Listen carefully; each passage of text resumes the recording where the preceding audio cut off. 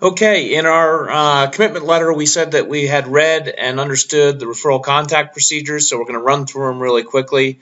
This is 101 stuff, but I think it's really important, and I want you to stop, and I know that some of this is routine, but I want you to buckle in and just think about this.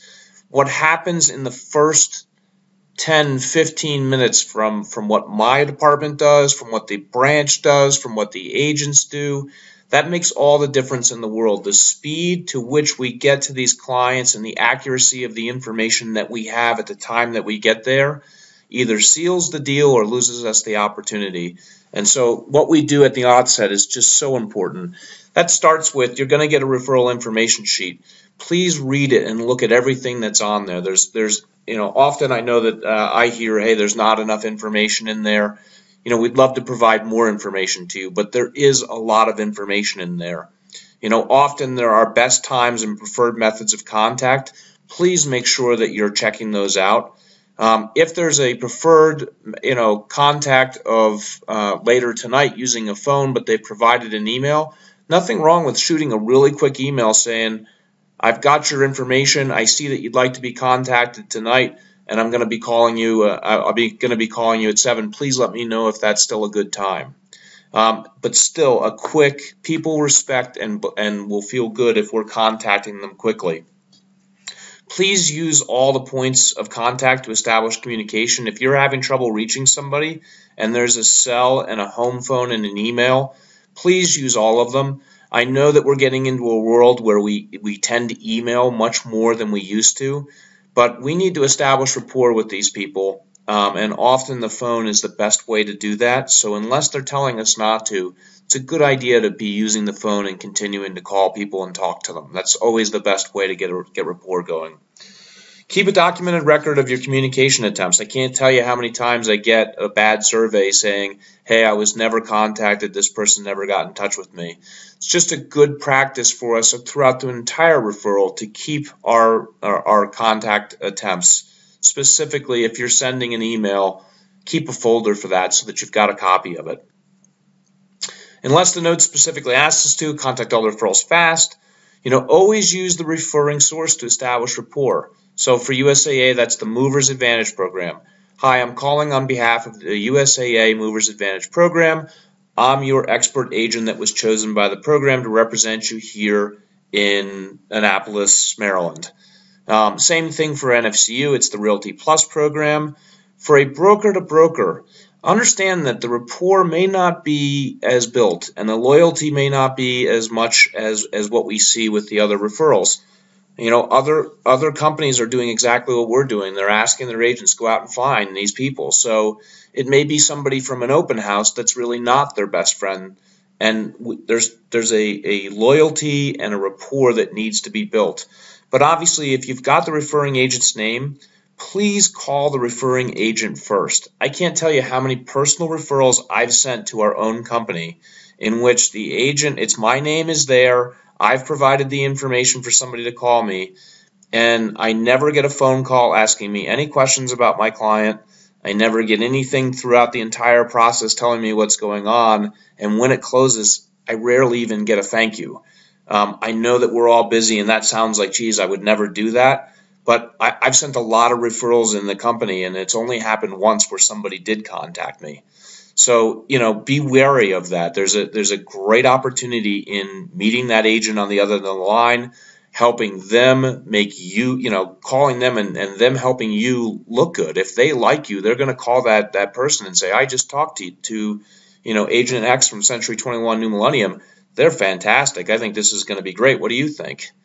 Obviously, we also have corporate benefits, and so using the name, you'll see it under the firm name. You're always going to see. So when you look on the referral sheet, it's going to say firm. That's where it's going to tell you if it's a USAA, an NFCU, if it's a broker to broker, what broker was it. Then you look down for the referring agent's name and give them a call.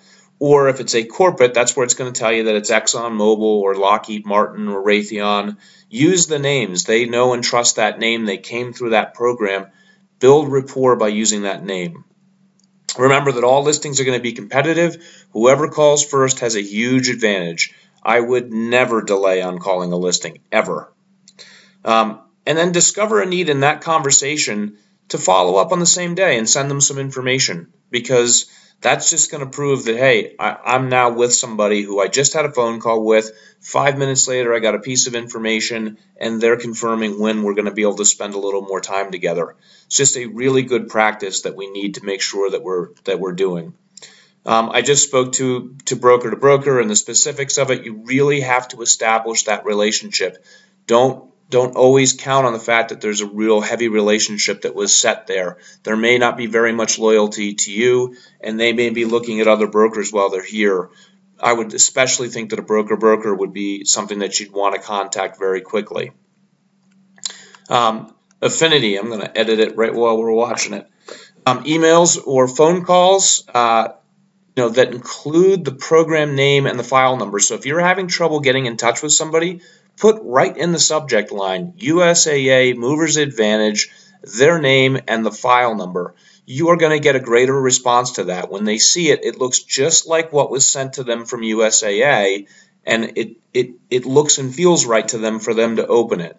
So if you're having trouble, use that subject line, put that file number up there, just like you were sending it to Relo.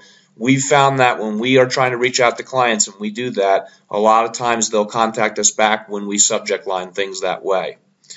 Remember that we do have a no contact can be established policy. So here's what it is, and we're even up in the ante on this. I would say you got to go as fast as you possibly can. Obviously we want to make sure before you ask for help, please make sure that each contact that's been given in the referral has been attempted at least twice. But if you can't get something established in the first 48 hours, don't wait. Contact your office manager and your branch leader to help you establish contact, and they will help you do that. And if your office manager or branch leader can't establish contact or are having trouble, they'll reach out to us. If they're overwhelmed and they just can't do it that day, they'll reach out to us, and we will try to make contact. But let's not sit around and wait on these things. Please go through your branch first. Branches, please try if you can, but get it over to us. We will start making attempts, and we will also bring whatever the source of that was into the equation right away to try to help us get contact. We don't want people in our marketplace wandering around, walking into real estate offices, establishing other relationships. We want to make contact. And the other thing is, occasionally people go radio silent during the process, and it's really pretty much the same thing. It's hard to tell you when, some referrals are going to be you're in touch with them every day, and if you're in touch with them every day and all of a sudden they're not calling you back and you start to feel that something in your gut that something's not going right, you contact your office manager or your branch leader. If it's a longer range referral and they're coming in 6 months, but you've sent them a couple emails, you haven't heard anything, they're not clicking on or looking at any of the listings that you're sending, and your gut starts to tell you something, the moment your gut starts to tell you anything, involve your office manager and your branch leader. They're going to assist you, we're going to assist you, and we're also going to bring in the other source. We just don't want to lose any referral over bad communication or not using every available resource that we have. So hopefully everybody understands those things. Please, please, please, this stuff's real important. I can't tell you how frustrating it is to say I've lost contact with them about 30 days ago. That doesn't do anything for anybody. We need to be a partnership. We will help. Your branch leaders are there to help. We're there to help. Cardis will be there to help. The referring agent will be there to help. Let's really work on this and be awesome at it this year.